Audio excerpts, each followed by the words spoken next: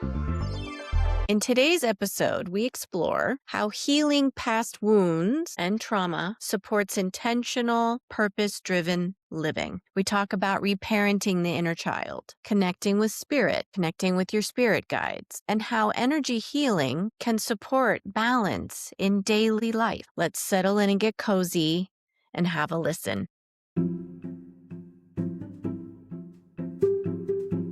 Vandana, I just want to say thank you for agreeing to come on the Go Slow to Go Fast Lifestyle Podcast, and welcome. And thank you as well. I am happy to be here. It's an honor to be with you. Cheers. Yes, cheers.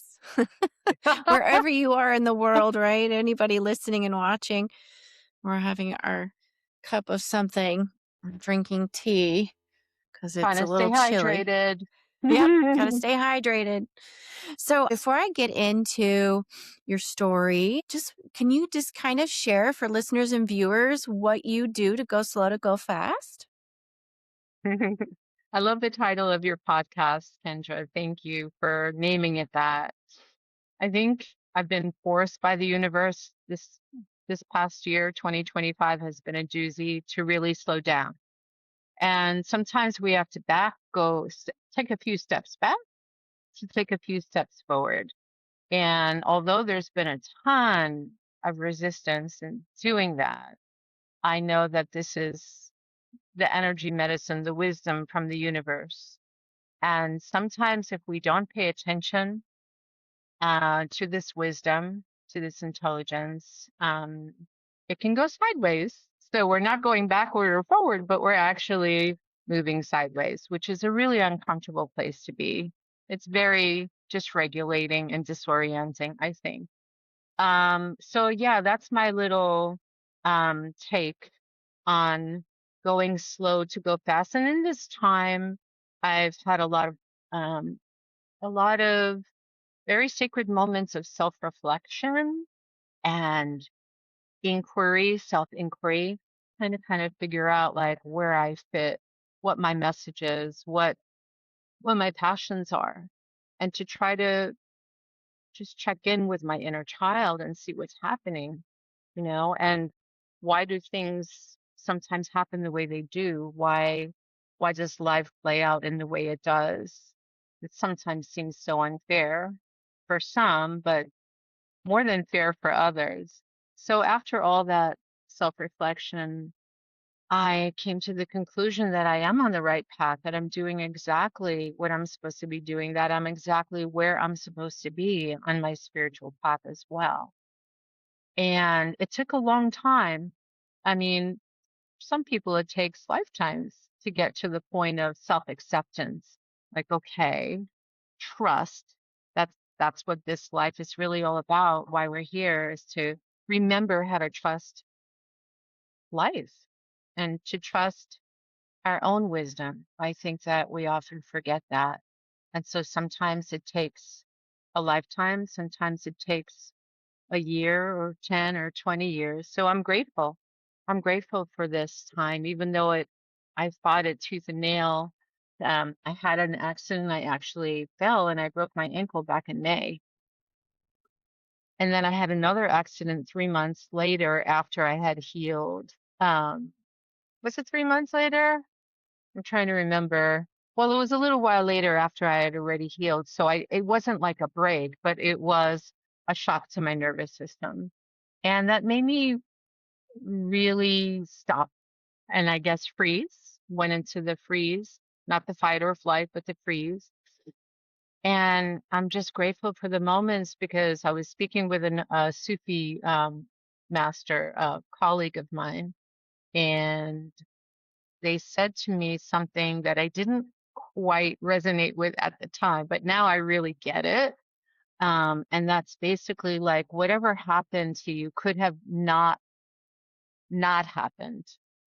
Does that make sense? Like it was going to happen wherever you were, whatever the circumstances were. It could not have happened. And I was like, oh, I get it.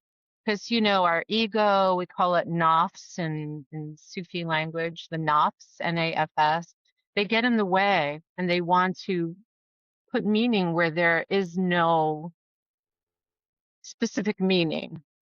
And they tell us that we're wrong or what we did was bad, or if only I didn't go out and meet this friend, I would be fine. But that's not necessarily the case. So there's always a learning, there's always a teaching, you know, in the greatest of tragedies. And luckily it wasn't a tragedy, but it was really a hard time in my life. So I was forced to slow down. Years ago, I remember this angel reader told me, like, if you don't slow down, the universe is going to force you to, and it's better that you just try to maintain a balance, a flow. So you're here, you're you're present in every moment, but you're not overdoing it. And I do have a tendency to overdo and all of that good stuff. So yeah, Yeah, and I'm glad to that's my hear that. experience. It's great that you're on the other side of your fall and that your, healing is going well. Oh yeah, it healed in June, July. In August it was like completely healed. So it's about a 3 month. But I was, out of the boot and everything after 6 weeks. It was just kind of like almost like a relearning how to walk, how to feel, how to track my presence in the world, my movements. Um, just noticing my gait and noticing what might have felt different before and after. And also, I think relearning how to trust my body's awareness. And I think I wasn't embodied. I was really out of my body when it happened. I was rushing, like most of us do, and wasn't in my body, wasn't grounded, trying to get on a train, trying to get home. And like we said, like no matter how many times you run that scenario in your mind over and over again, the results will still have been the same. And what is the teaching? What have I learned about myself? And I learned a lot. I learned a lot, things that I didn't want to notice that I was pushing away or in denial about. I was like, yeah, I do have a tendency to caretake others and not make enough time in my own days to care for myself. So that that whole period of being in bed for a month or so and walking around in that really uncomfortable heavy boot taught me a lot about myself, how to take better care of myself and how to receive help from others, which is something that I really never learned growing up. I was always the one that took care of everyone else, including, you know, my mother mostly. And I mean, I'm talking about not physically, but emotionally and psychologically as a child, even. So these are programs that we learn very young. So I think sometimes life has to really like shake us up a little bit for us to pay attention. Yes. No, agreed. Yes. I think when we met in our pre-chat, I also shared that I had fallen recently. It's just in the home with our pet. Our dog was in the way, and it probably That took darn me. dog. I know, and it Just probably kidding. took a good I mean, it's probably 6 to 9 weeks, and it was right before the holidays. My Mm-hmm. wrist, I totally fell in a really bad position, and I think I hit both of my wrists falling down. And, Mm-hmm. I'm the one that's going to be baking and cooking and decorating, and all of that had to be put on pause. I had Yeah. to just let it go and take my time. And you're an energy healer. You work with, inner child healing and somatic, just healing. So I think, this is Yeah. a very timely conversation to be thinking about. Listeners and viewers out there, you might not be dealing with a physical um issue right now, but when you Mm-hmm. do, it's going to happen. It's a human experience. We're all going to fall at some point, literally, or, in other ways in our life, and we're going to have to pick up the pieces and learn to do things differently. So can you kind of walk us through like what to think about when you're dealing Yeah. with either something's coming up in your memory and you're dealing with an issue or a hurt from childhood, or Oh like you yeah, said, a physical definitely. it's really, I'm a big believer in epigenetics, and a lot of my work revolves around generational trauma. And I really, my greatest passion is to support survivors of childhood trauma. And I realized, like, when I fell twice last year, and it felt like a pattern. Like, it wasn't an accident. I mean, it was, but it wasn't, I mean, unconsciously, if I was to look at it as like that the universe is not conspiring to support me, but is against me kind of thing. Like, it's not, the universe is not working with me or for me. But I didn't want to, I'm way past that stage. So I realized that there have been a lot of injuries and falls in my family. Starting with my mother. My mother, when she was alive, did tell me that she fell when she was around the same age that I had. I was with sitting between my parents in the front seat of a car, and the driver in front of us stopped short and we smashed into them. It wasn't like a major accident, but I did bump my nose against the dashboard and probably broke it. And then she said, when I was 5, when I was your age, or maybe it was 4, I fell too. I was like running on the sidewalk and I fell and I broke my nose. And then she's like, and your grandmother did too. And I was like, oh, that's bizarre. And that's just an example of injuries, accidents, illnesses, whatever it is, betrayals, losses, um, all those different forms of trauma repeating themselves. And especially at the same age, because if you look at your age now, and if you can do the math, and if you know enough about your family members, if you look at what they were going through at your age now, it's a really interesting exercise to understand. Like, if you're having a particularly difficult year, what was happening in your mother's life when she was your age, or when you were, let's say, 13 years old? For me, that was like the turning point of my life. It was very, very difficult, very painful year.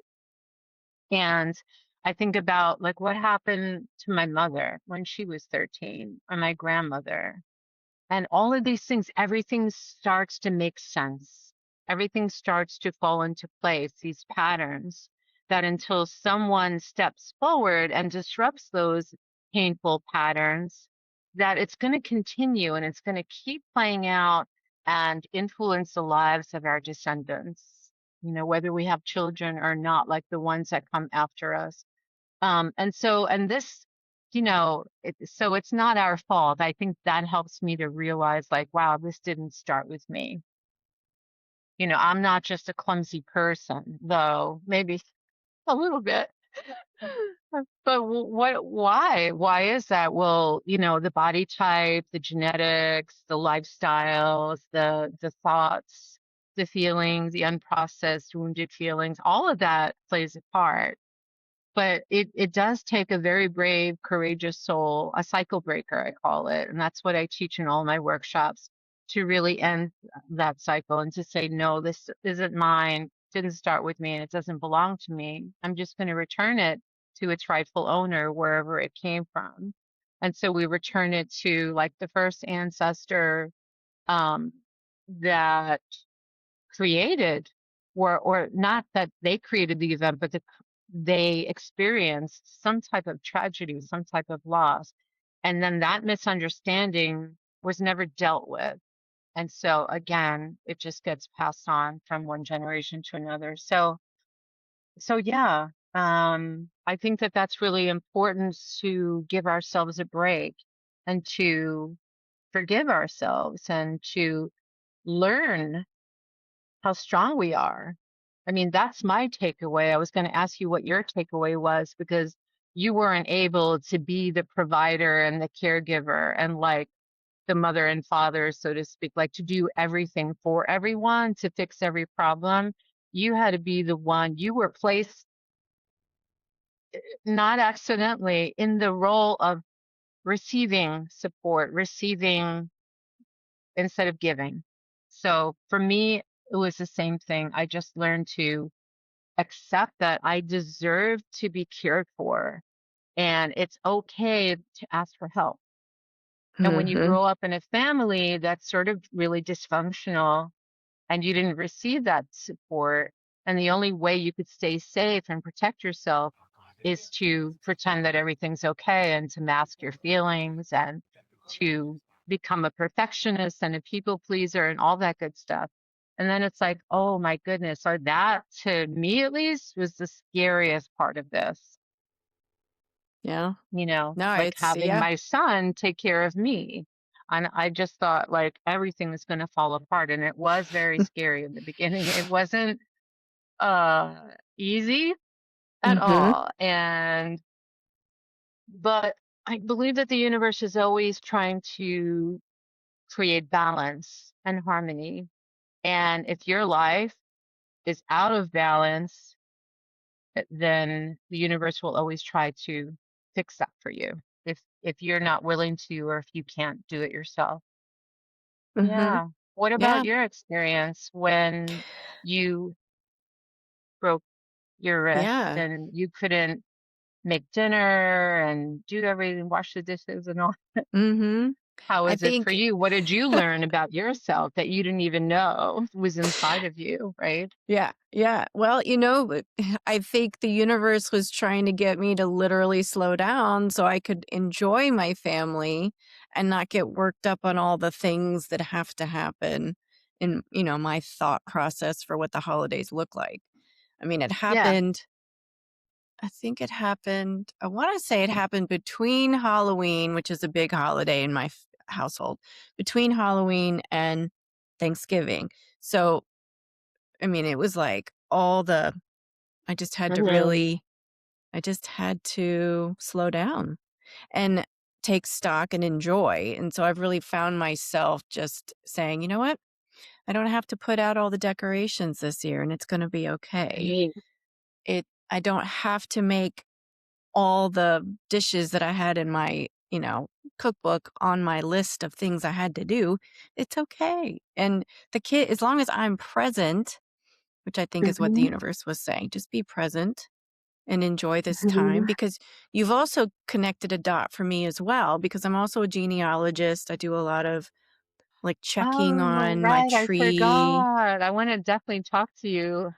I'm Not all now, into but that. another time, Yeah. because I too am very much into my ancestry and DNA Mhm. and where I come from, my Mhm. roots and everything. That's like my favorite show on PBS, I Finding Your Roots. know. So, Yes, me um, too. Chills.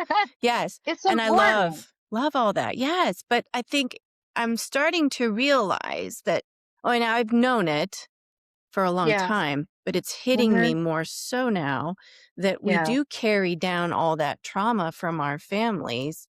Not only that, because I've been dealing with that trauma of like breaking cycles and acknowledging and thanking in all the ways of time, but also you made a point that there's a time in maybe your ancestor's life, like your parent or grandparent or, that was pivotal.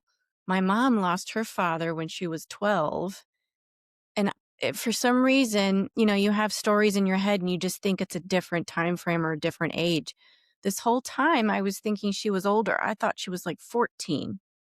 She said something Mhm. to me over the holiday. No, I was 12. And then, of course, I had to go back and look at the tree and the dates and be like, yeah, she was 12. She was 12 and she lost her father. They were at the dinner table and he had a heart attack with the whole family right there. So that's been in her, memory, her Mhm. body. And Ourselves. yeah. And then I was looking back at family tree stuff recently, and I lost my grandfather, who I was very close to, at 12. That's what I was So there just is about to a ask you. loss, a Yep. father figure loss.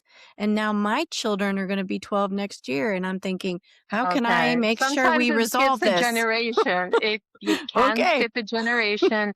And with your awareness Mm-hmm. and your presence Mm-hmm. and your consciousness, that can shift because Okay. you've been doing the inner work for a while now. This is not brand Mm-hmm. new work.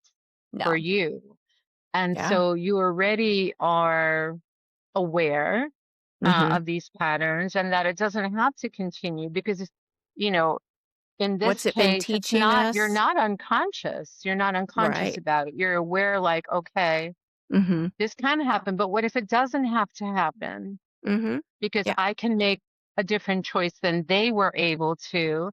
I can choose to live differently and Mhm. authentically in a way Mhm. that feels right for me. Mhm. That was their stuff. It wasn't my Yeah. stuff.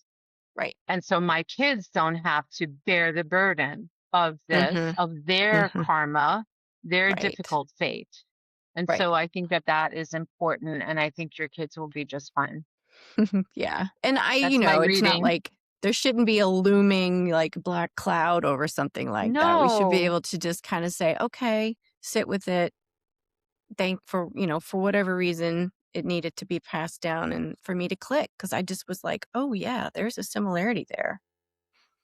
and Yeah. also like the strength and the Mm-hmm. wisdom and the perseverance and the resilience, as well as like the resourcefulness that you have cultivated and collected in your toolkit, right? That Mm-hmm. you, as a result of their choices and their decisions are making a different decision for your children.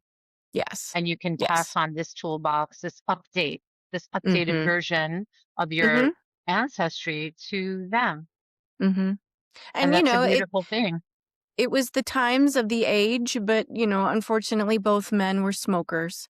They did not take care of themselves, and we've Yeah, evolved to where we understand that cigarettes are not good for you, and that can be right. a whole other thing. And, I'm thinking the men in my life, the older men in my life, my husband, my father, they're not smokers. So hopefully, we've killed that cycle and moved on and learned Yes. from it. And then also just a quick example in my personal life. My his father, my son's father, my son's grandfather, and great grandfather all had chemical dependencies, substance Mhm. abuse issues.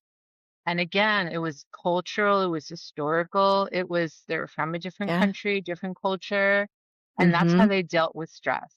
Mhm. Yeah. And it still happens, I mean, it's all over the world. It's not like, Sure. an unusual phenomenon just because they were from a particular European Mhm. country, let's say. But my son broke the cycle. I think Mhm. as soon as he was born, he was like, no, this cycle ends with me. And he's Yeah. been straight edge ever since. He's never even Mm. had a sip of beer. And Wow. I just wonder how, Mhm. with all the influences and everything, but he is Yeah, neurodiverse and he is on the spectrum. And so I think that that is such a blessing that and a is. superpower. So I Mhm. thank God every day for that, and Mhm. I think I don't know if it was conscious or unconscious, intentional or unintentional, but I think like his higher self, his wisdom, his soul kind of like Mhm. came here to say, like, yeah, I don't have to have the same fate as, the men in my family. So Mhm. that turned out to be a very surprising but great event that Mhm. continues to this day. So Yes. that's just an example of a cycle breaker. Doesn't even have Mhm. to be us. It could be our children. I had a client on my call the other day, my workshop, about breaking the cycle of childhood trauma. And Mm. she said, it's not even me, it's my son. She said, my son is the one that actually figured all this out and like Mhm. broke the pattern and pointed it out to me. I was like, that's a miracle. I mean, that's like such a blessing. So yeah, Yeah.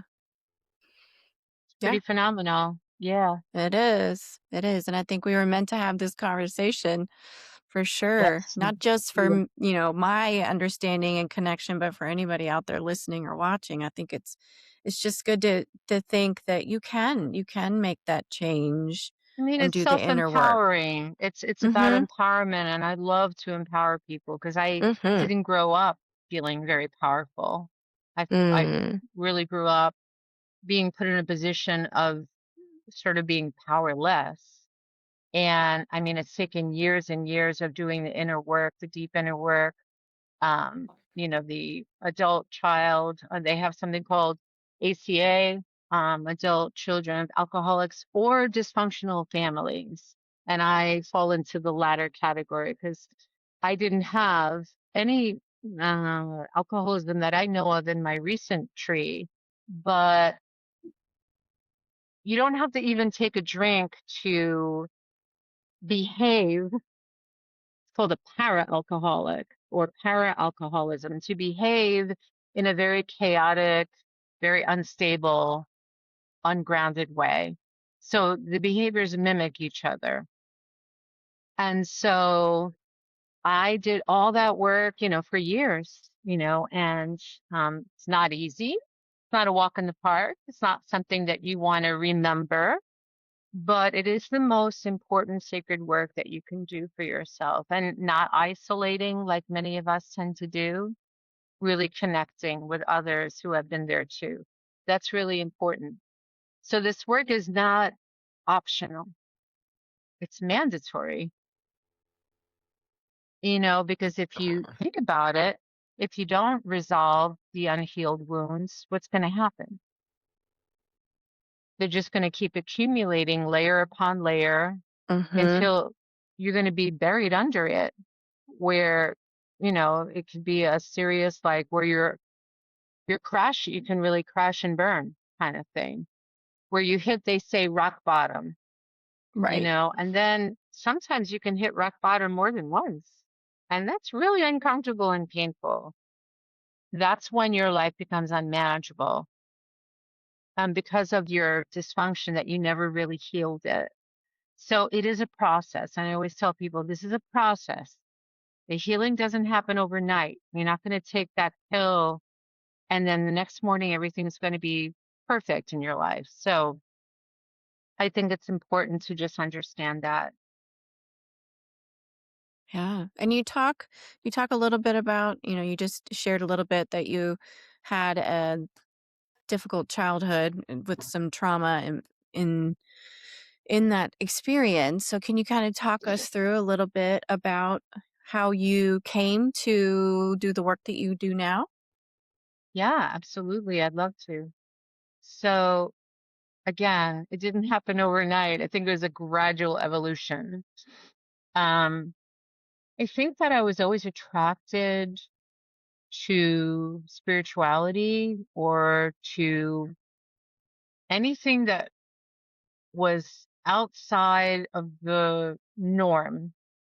I was always psychic, and I thought everybody else was psychic too. So that was interesting. I didn't have any adverse experiences that said to me, "Oh, okay, you need healing," when I was like 13 or 18. I think that it gradually, I always loved helping people. I always knew that people just like felt very comfortable opening up to me. And I think that that led me eventually, because of my former husband, my son's father, and because of his problems and his addictions, I should say, which is a disease. That's when I decided to do something about it and quit my 9 to 5 boring job, and work for myself. And that happened in 2006. Became a Reiki master teacher. So that was the best thing I ever did. I took the deep dive. I took the dive off of the deep end, and I knew that I had the calling. I had the soul calling, and my purpose is to help people, and that's how I started. But that was after years and years of a hellish marriage. Really scary, terrifying, unsafe. Dr. Jekyll, Mr. Hyde, walking on eggshells, and all of that. Um, but I also knew that I was here to do something more or greater than what I had been doing, which was really shrinking myself and playing small and pretending to be like everybody else just to fit in. After a while, that just doesn't work anymore. You know, you can't fit, what is that, a square peg into a round hole. And why would you want to? So I think that's really when I decided, like, I just have to be myself. I have to do what feels right.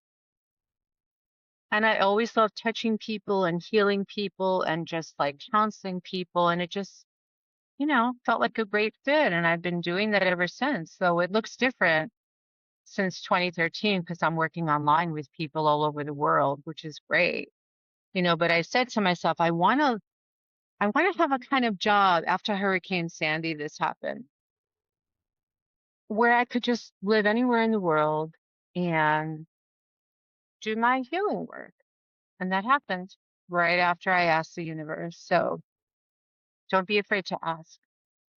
But Yeah. yeah, I think so many years of trying to heal him, trying Mm, to save him, literally, you know, I mean, years of just watching him self-destruct. mm, I just felt so helpless again. And I knew I felt like I needed to do something to help him, to heal him. And then one day,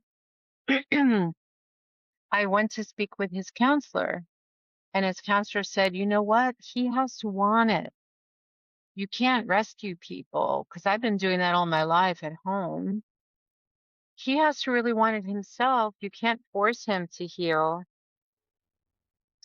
And I thought, okay. He's like, well, you just do you and let him do him. It's easier said than done. mhm. I mean, we had a very long marriage and I deeply loved him and cared about him.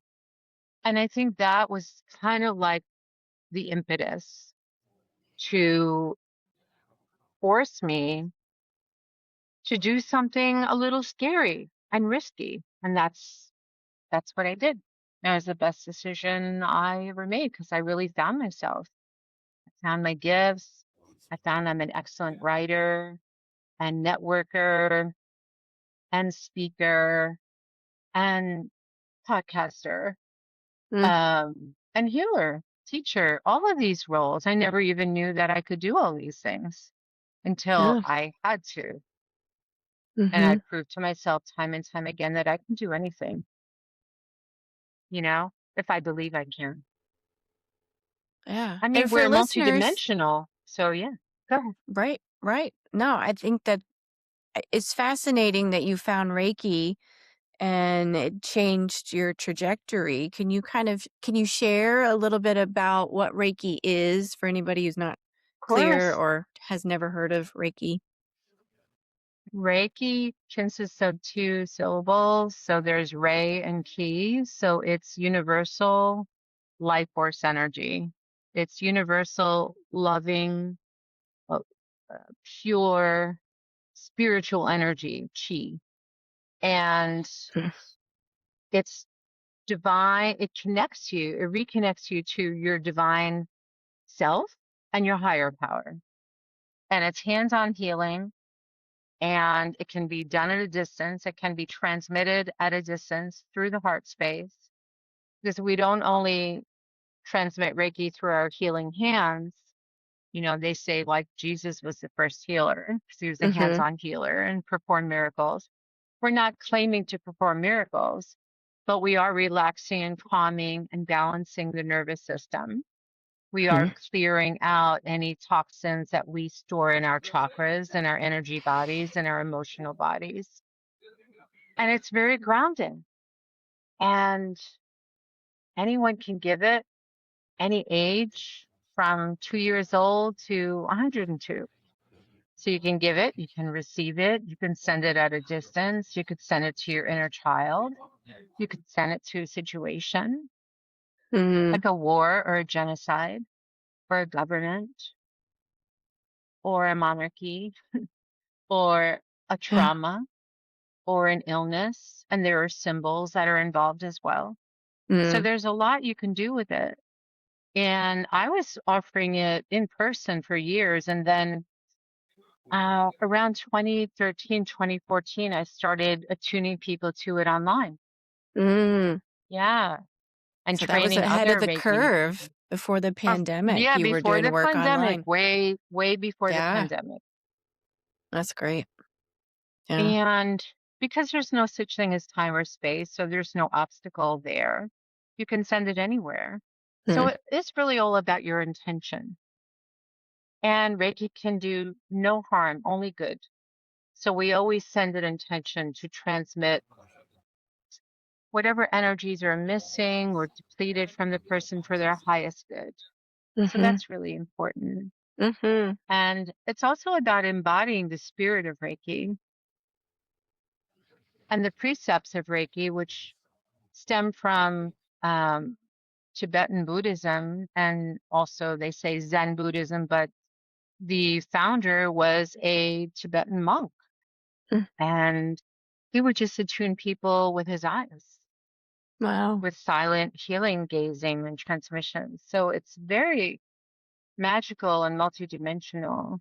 Mm. Um, it is a practice. So unfortunately, over the years, a lot of people have distorted it where they Mm. would make it into a shortcut and teach it as a weekend. Like you can become a Reiki master in a weekend, but it doesn't really Right. work that way Okay.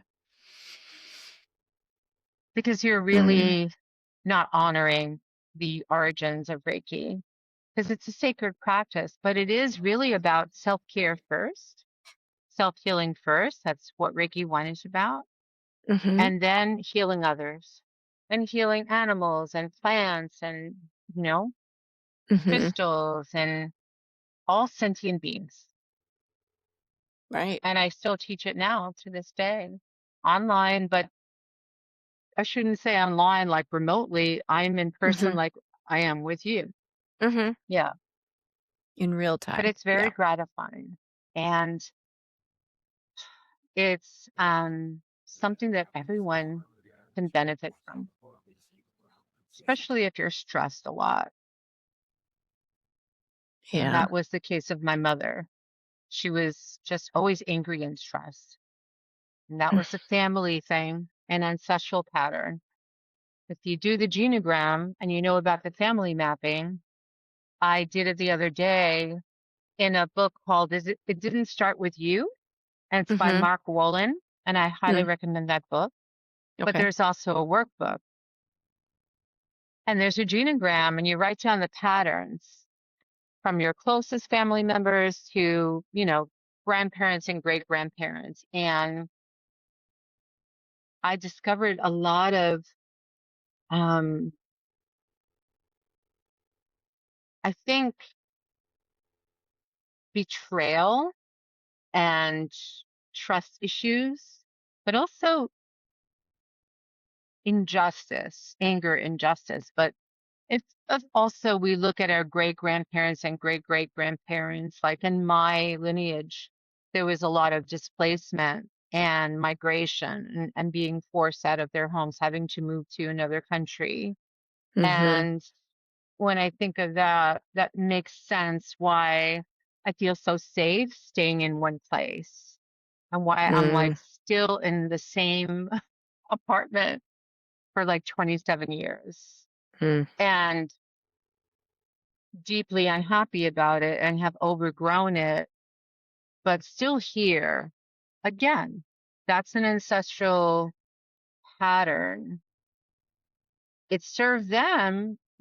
Does it serve me? No, sorry. No, sorry. So that's about it for that.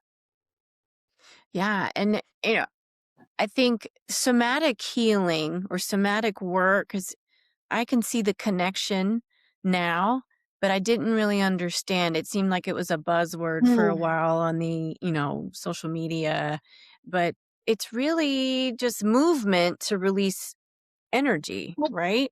with the breath, with the assistance Mm. of our healing breath, which is an anchor, Mhm. because of our breath, because we're, thank goodness, alive and breathing, our breath has the power to move a lot of blocks and stuck energy, especially when we practice vagal breathing, our Mm. polyvagal nervous system.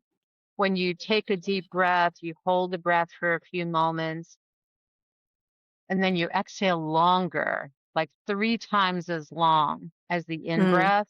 Mhm. That actually has the power to radiate all the way down from the top to the bottom of you and it has the power to move a lot of blocks and also Mm. to strengthen your immune system and heal your digestive system. Mm. And even if you place your hands over your heart and you just massage it, Mhm. that is also a polyvagal exercise. Yeah. Because if your vagus nervous system is off kilter, it can Mhm. affect your heart and Hmm. your stomach and your Okay. electrical wiring. So I've Hmm. learned to do that too to calm myself down. Yeah, it can It's literally interesting. affect your organs if your Wow. nervous system is unhealed, Mm. overstimulated, flooded with adrenaline and Mm. cortisol, those stress hormones. And so just little exercises like this and checking in with your heart, how are you feeling today? What's happening? Doing a check in before you go to bed, scanning your energy field for any disturbances that you're taking with you that don't belong to Mhm. you. Mhm. That's self hygiene or spiritual hygiene, you can call it, which is also part of Right. Reiki. So Okay. yeah, Good to know. yeah. It's I can see the connections, but I've not been trained in Reiki. It's something it's on my list of, practices to explore one On your day. bucket list, yeah. Yes. My spiritual bucket list for sure. I think that Reiki is just being is establishing a conscious connection with spirit and our higher power or our Mhm. higher self, which most of us aren't even told about growing up that we even have that. So that's Mm-mm. like the wisest, most ancient and immortal part of our soul, the soul that's omnipotent, that knows everything, that can feel everything, that is Mm. aware of everything that's happening here and on even other planets. Um, Mm. and the thing is, we're not taught to trust and tune into that part of our infinite being. And so I think Reiki is just a way of living. It's just Mhm. Yeah. And I mean, being in we our could have bodies. no, Yeah. I mean, yeah, I mean, I was thinking like we could have another couple of podcast conversations about just organized religion versus, Oh, different don't get me practices that started there. right, right. That is But something I've struggled with my mhm, entire life. And I'm sure mhm, my ancestors mhm, have also struggled with. I know mhm. that to be true because they didn't want to have anything to do with religion, their Yeah, religion. And yeah. of course, that traveled down onto me. So when I was given a choice when I was 13, you want to go, to Mhm, take your training. And I was like, no, I'm good. I'm good. mhm, I don't want mhm. to. I'm fine. Like I'm Yeah, spiritual. I didn't say that then or even think that. I didn't even know what right, spiritual meant. But right. I knew that it didn't resonate for me. And why didn't it resonate for me? Nobody told me Mhm, it's bad, mhm, ancestral, mhm, generational. mhm. Yeah, I Why? think Because it was safer yeah. not to be religious for them, Mm, not to be singled out for their mm, religion. And so mm, they just shut down. They just shut it down. They collapsed it. And now I'm just more like an interfaith person, like a universalist. I see the mhm. beauty and the love and the intelligence and the peace from all of the major religions. And Yeah. now I'm playing more with Sufism. So I'm doing a lot of Sufi practices and, Mhm. chanting the divine names and the divine qualities. And that to me is very healing and feels very embodied, very loving. But Mhm. most religions, unfortunately, don't teach the spiritual aspect. Some do, but most, I think, don't. So they're missing out on Yeah. the major reason why we even have religions. But Right. yeah, And that's another conversation for sure. yeah. Yeah, because I think if you peel back all of the doctrine from all the major religions and you go back to the source, they all Yeah. have that thread, that common thread of Yes, it's really source, higher self, that's universe, right. God source, whatever you want to call it. Right. Um, yeah. Yeah. Wow. Okay. So thinking about all the things that we've discussed. I think we've gone in this beautiful circle, and I want to come back to just kind of thinking about, because you've already shared some ways to kind of, do some healing practices with yourself, somatic, and that Mhm. anybody can do Reiki if you learn the Yeah. practices, but it is sacred. But thinking about that deeper self-awareness, do you have any simple practices that you would recommend for just balancing out this conversation, maybe with the nervous system regulation or just deeper self-awareness that you want to share with listeners and viewers? I think groundedness is really everything. So if you want to join me and just rubbing your hands together for a minute to warm off your healing hands, Mm-hmm. you could do it pretty briskly until you feel like a tingling sensation. You could spread your hands apart for a minute and almost feel Mm-hmm. like you're holding this beautiful globe or an orb of light between them. And you could expand that light or you could shrink that light. And then just place one hand over your heart and the other over your abdomen, because Mm, these are the major organs, but it's a major chakra system where we hold a lot, where we store a lot of energy. Some mm, energy belongs to us, but most of it doesn't. So you just want to close your eyes for a minute and drop into your inner space. And you can imagine or envision this beautiful white light that only takes about a second. And this beautiful white light right above you, or maybe a golden sunlight is starting to sparkle and shine and radiate and kind of move a little closer to you. And see if you could just breathe that light in now and feel it pouring into the top of your crown and then just radiating and saturating and just spreading all the way down from the top of you through your third eye, your throat, your face, your ears, the back of your eyes, and just feel that sense of peace and serenity moving down into your throat, and just imagining that light just cleansing, clearing, and purifying your entire system, cleaning and polishing all of your organs, your cells, your bloodstream. And then let that light travel all the way down, passing your heart, passing your gut, and just creating space, more breathing space, more room for you to stretch out, to do the inner work, to embody that inner peace and space and grace. And now allow that ray of light or that column of light to move all the way down past your womb, your lower belly, beneath your navel, and let it just separate into two columns of light into your legs. And that light is energizing, it's invigorating, it's sending these rays of warmth and support, and it's just softening your muscles, relaxing your knees now, your calves, your feet, your toes, and just wrap that light all around your feet and ankles. And then bring up another kind of light. If we envision a ruby red, very radiant liquid light that can easily seep through the soles of our feet and move all the way up.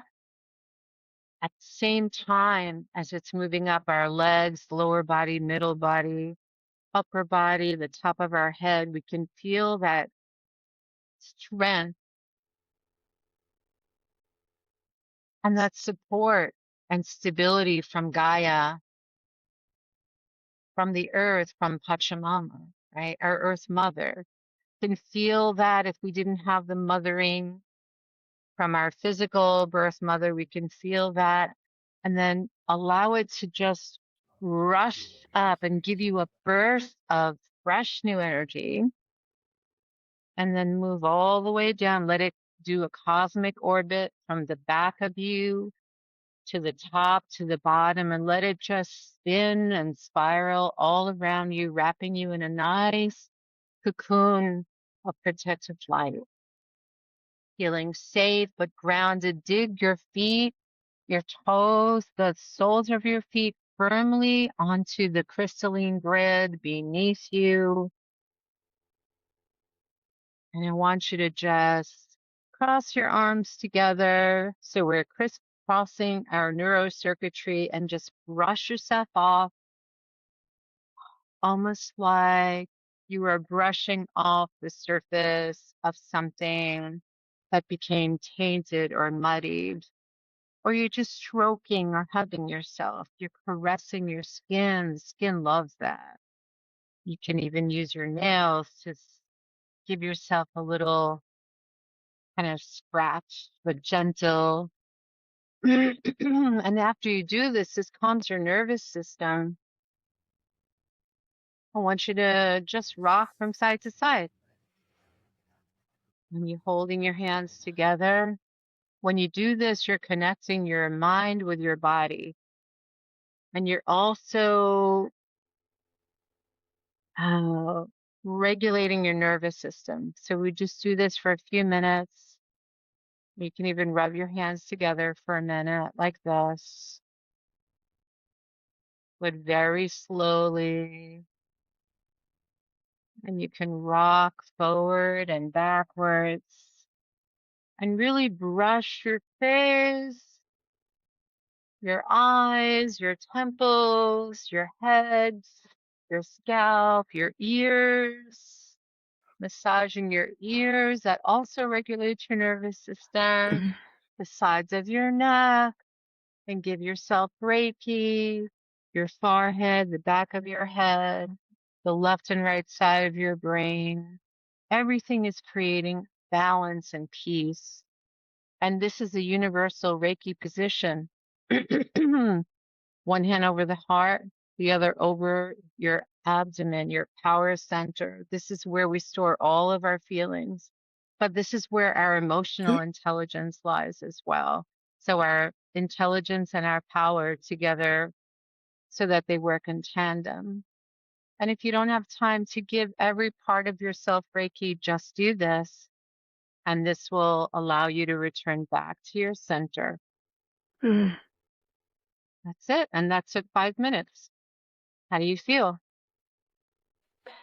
I feel very calm. I had a lot of tingling at first, and then my throat was Mhm. having like I don't know what was going on there. I was trying to clear, and then it just kind Mhm. of melted away, and I feel good. I feel calm and You feel more in your cozy. body than before, a little bit Mm-hmm. more inside than outside. So Mm-hmm. more inner focused than outer Mm-hmm. focused.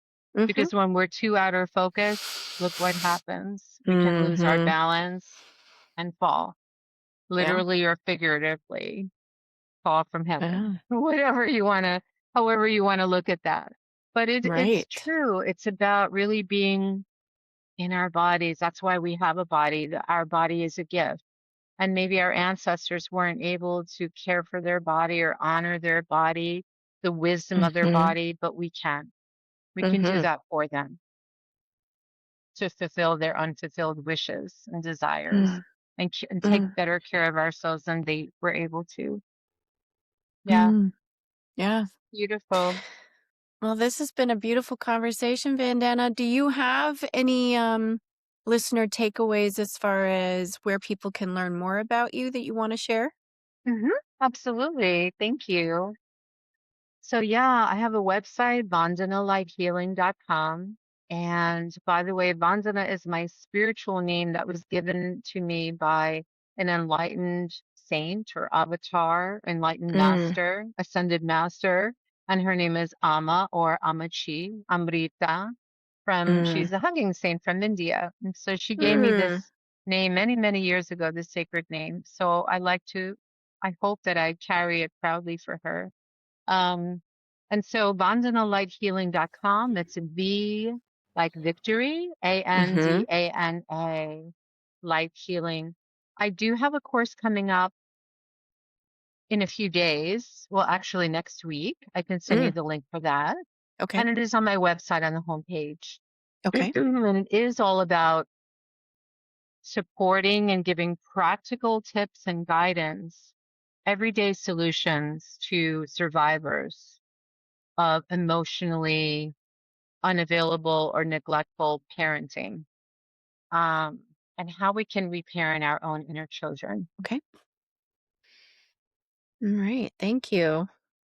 So I hope everyone can benefit and join that. And if you can't, it's available on the replay. Nice. And Okay. also private sessions, inner child reparenting sessions. Some people can handle going deep depending on the level of complex trauma that you're carrying that's unprocessed.